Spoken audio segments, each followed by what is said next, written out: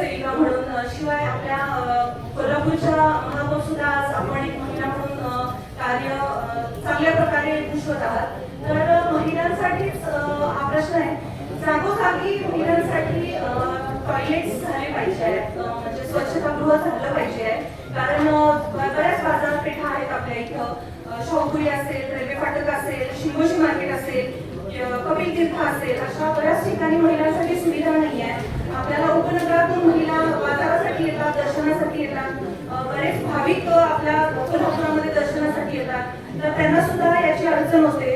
आता बऱ्याच महिलांना शुगरचे प्रॉब्लेम असतात, त्यामुळे त्यांना खरं तर युरिनर्सची आवश्यकता आहे.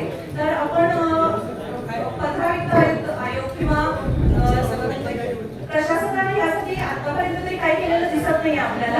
अधिकाऱ्यांनी याच्यावर उत्तर देत आहे आणि या सभागृहामध्ये प्रश्नाचं उत्तर घेतल्याशिवाय बसायचं आहे.